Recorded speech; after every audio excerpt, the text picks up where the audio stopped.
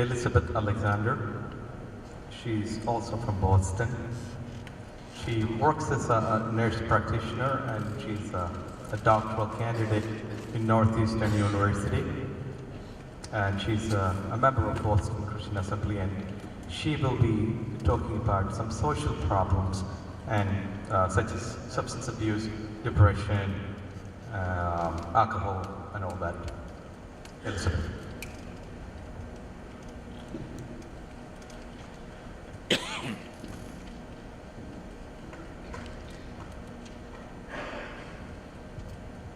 Thank you, Doctor. Thank you, Brother Stanley. And as he said, I'm Elizabeth Alexander, and I'm working in the primary care field. I'm a nurse practitioner, and I'm doing my doctorate at the Northeastern University. The reason I came here is my thesis topic is to initiate a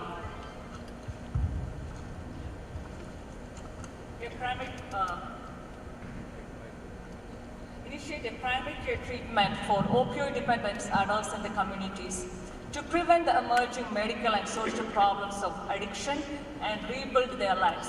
So this was my the thesis topic. Actually, I didn't have any background when I was in the college in the Northeast. I did my NP over there too, and I didn't learn anything about the opioid dependence. But when I came to the primary care clinic, I see around 10 to 20 patients. 50% has the drug addiction issue, and nobody ever noticed that unless we open and ask them, do you have a problem, or do you take the alcohol, do you use any illegal drugs from the street, and they definitely tell that they have that problem. But in the primary care field, not a single providers take any attention to that. And I was thinking, I didn't know what to do with it. Even I asked with my doctors, I said, what to do with it? And they said, just refer to a specialty clinic. I said, I don't want to do that. I really want to help this population. And I started this topic, and I convinced this issue to my faculty at Northeastern, and they were very excited, and with the support of that, I could finish this project in March. I started in 2009, and I almost done in March this year. Now, I just want to give a brief idea about how much of the addiction growing in our society.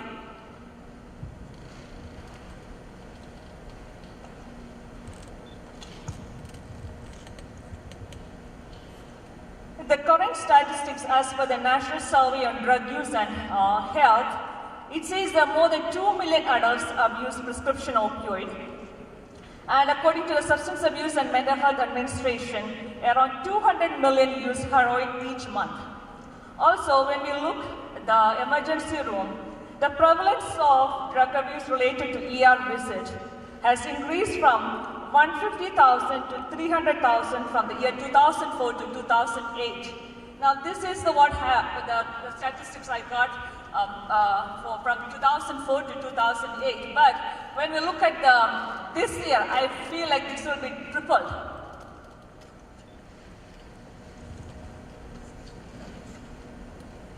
And as he mentioned, I am from Boston, and in Boston recently, from the last 6 months, the Governor Deval Patrick called a public health crisis, and he declared a state of emergency to combat the growing abuse of opiates. And in the last 6 months, there was more than 200 young adults and teenagers died in Boston just due to overdose. So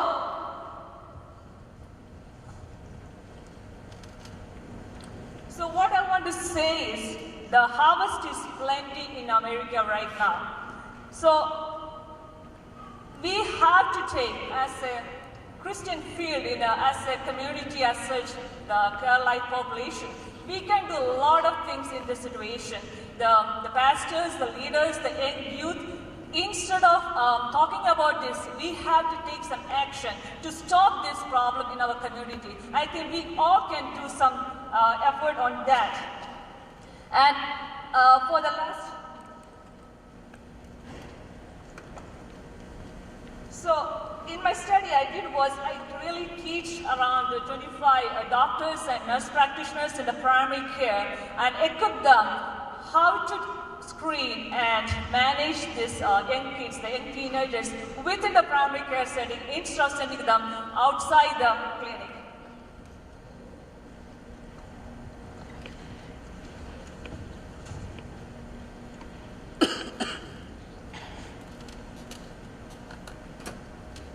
So this was some of the questionnaire and the training I given to the providers, and after the training I seen a big score, and they're really, some of them, I did the training in Lowell area, and in Boston, Lowell is one of the high risk community with the drug addiction, and there is a big community health center in Lowell, and they were trying their best to stop this problem, but that's the time I conducted my thesis, and all the providers, they really called me, and the director called me, and he said, we have to start a clinic, and by this August 25th, I'm in the process of organizing a clinic in Lowell Community Health Center, and I'll be starting there, and I'll be the team leader for that.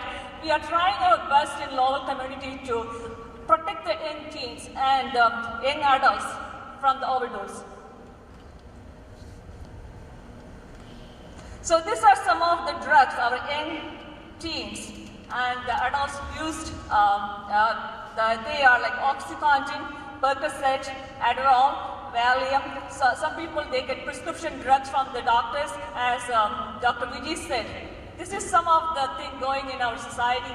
I don't know about the Kerala population, but in American community, just for any type of pain, they love to have the narcotic medications.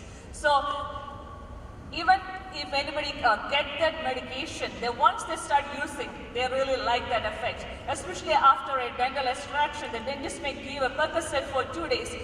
And after that, they have a real hard time to stop the Percocet. So what they do, they get it from the street. And finally, they get the addiction. Even after a C-section, some of my patients has the problem. They take a Percocet for pain, and they cannot stop it. They like the feeling of the euphoria. Now, in some states, this is what's going on. They are going to legalize marijuana, and there is a higher risk. This is equivalent, if a person takes a marijuana, it's equivalent to drunk driving. And there is a risk of lung cancer, and the worst mental health problem, that's schizophrenia with paranoid. And initially, the kids may get decreased memory, learning, and there is decrease in the performance and coordination, and also there are some dispensaries now open with marijuana, and we need to be careful. Our kids are not touching or seeing this stuff. We need to educate. Being a parent, we need to tell them that this is not safe. Especially like the teenagers, they go out from home. We have to tell them that this is not good for their health. As one of the speakers said, this is not we don't need this medicine for our health. This is not at all. People, especially being in a Christian population, I said we need we need to be filled with the Spirit. And once we have the Holy Spirit in us, we don't need anything like this for the stress situation. Also, we need to be aware that when the kids go outside, especially when they go for the party, there is a lot of food products with the content of these drugs, like marijuana and oxys and Adderall content. So they like the feeling because they are in a peer pressure. They feel like, if they don't take it, they are isolated. So it is a good time for the parents to tell them that we should equip them to say no to this stuff. And I already mentioned, these are some of the immediate and the long-term effects of the drugs. Otherwise, once a person starts taking the drugs, it's almost within 6 to 1 year, it's almost equivalent to getting an HIV. So first thing it happens is the brain damage. All these drugs, whatever drugs I saw, they damage your brain because it's a CNS depressant. Once it damages, it's so difficult for our children to perform at school and the colleges and the workplace. As Dr. Thomas said, they may have real relationship problems. They have interpersonal problems, they have marriage problems, they fight with the colleagues, they fight with the employees. So these are the main issues happens when a person takes a drug. And in the Other areas like heroin and cocaine, these are the worst drug, and this can really cause cardiac problem. Cardiac toxicity. Cocaine is the worst drug. I have one patient, she's only like 23 years. She has a valve problem just from the cocaine use. And also I have one patient with endocarditis. She took the heroin IV and ended up with the endocarditis. And these are very young kids. They didn't have no other problems, and they start using drugs, and they're inviting disease to the body. So we need to tell them. And not only like we should tell our children, but we should tell our friends and relatives about it. This is growing. It's a serious thing going in the nation. We need to fight against it. And also, like finally happens is the respiratory depression from all these medications. Now coming to the economic impact, we see that almost the drug-induced deaths are now outnumbering the gunshot death in America. We think that gunshot is one of the greatest serious thing going in our community, but it's not. Right now, the drug-induced deaths are now outnumbering the gunshot death in America. Estimated that by 2020, 1 in 25 people in the United States will have an opioid dependence. This is how it's going to be within few years. So we need to be well equipped with our children and with their families and friends to fight against it. Then on the top, annual estimation of that drug healthcare cost is going up. Around 8 times higher will be the cost of an abuser compared to a non-abuser. So the healthcare is spending a lot of money on this area. This is a real waste. It should be used for some good things, not for this addiction.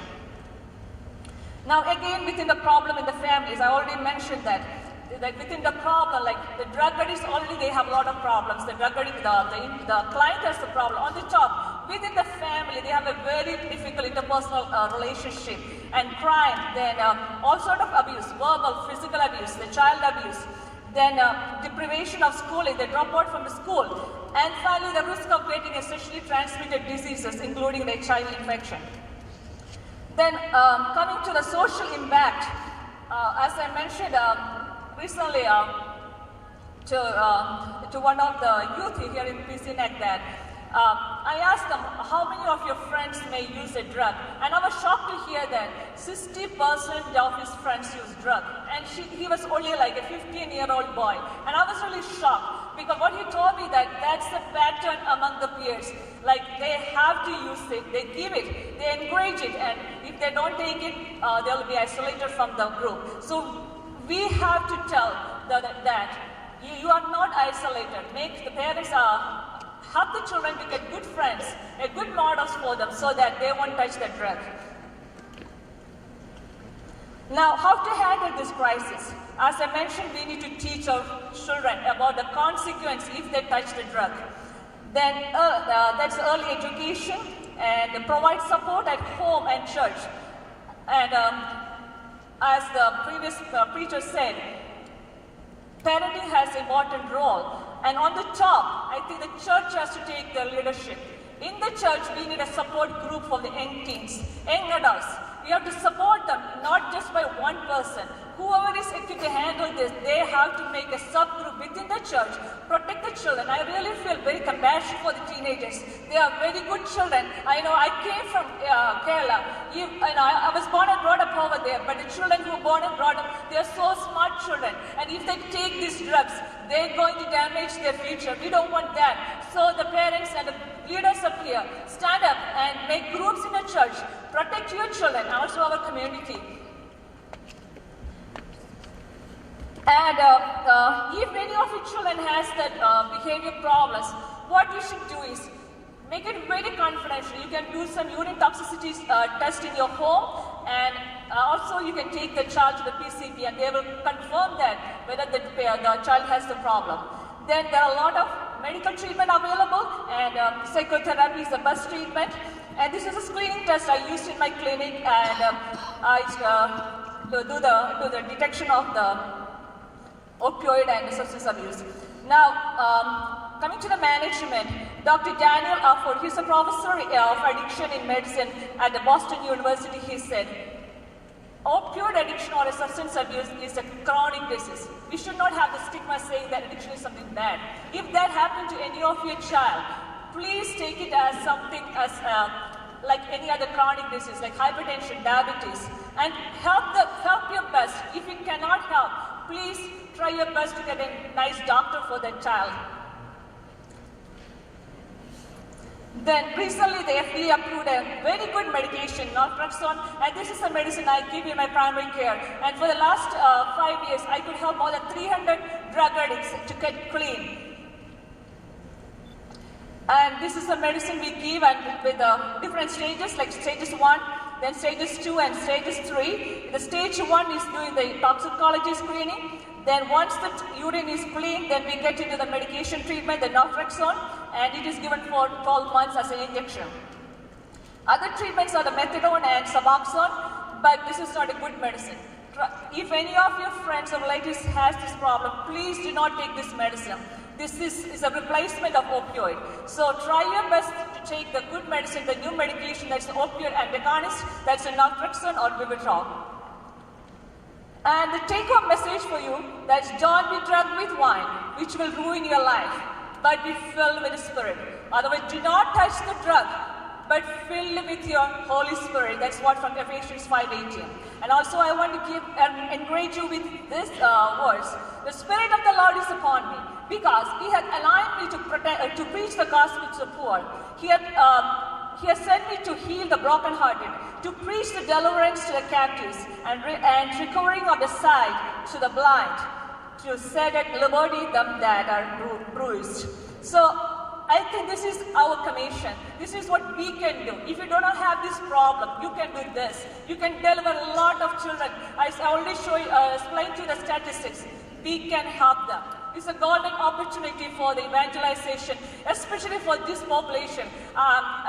For the last months, I had an opportunity to go into a few communities to give just the tracts, just attract these children. May not be your children, but the children in the community. You can help them. You don't have to go to Africa or to inner parts of India. Just get out and help these children.